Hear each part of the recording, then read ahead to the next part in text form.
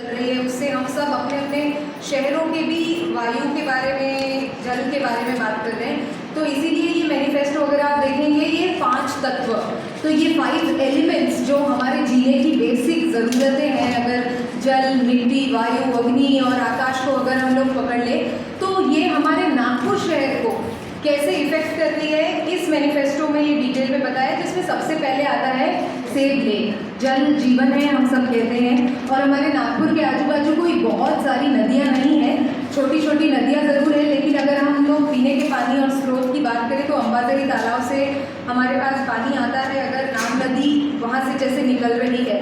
और भोंसले के टाइम से अगर हम लोग देखें, जिस तरीके से लेक बनाए गए या संरक्षित किए गए, और नाग नदी जो उस समय में रही होगी और उसका बहाव जिस तरीके का था, जो अब नाला ही बन चुका है, तो पहले हमें सबसे पहले अपने जो वाटर बॉडीज़ है, क्या हम नागपुर वाले और प्रशासन और अधिकारी उसे बचाने की कितनी जद्दोजहद कर रहे हैं, वो सबसे पहला मुद्दा है।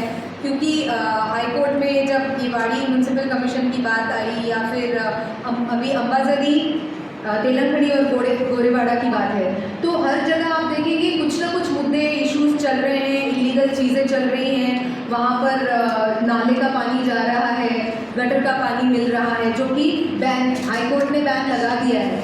लेकिन क्या उसकी देखरेख उस तरीके से हो रही है जो नॉर्म्स बने हुए हैं?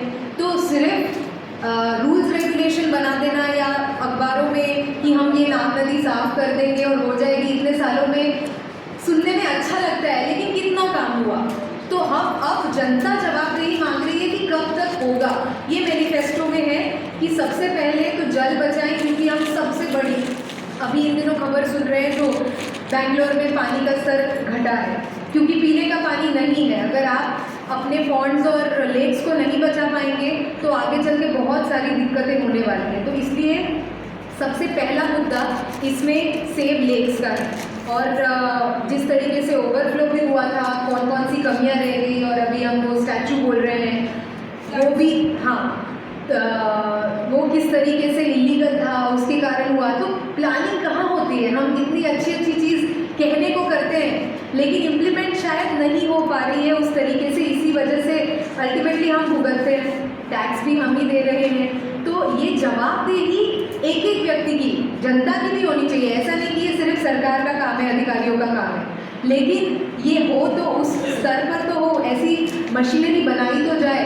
आज हम कह दिया कि कचरा जलाना बैन है, लेकिन कितना दंड हो रहा है, कौन चेक कर रहा है? तो ये चीज़ें लेक पर है। और उसके बाद दूसरा तत्व है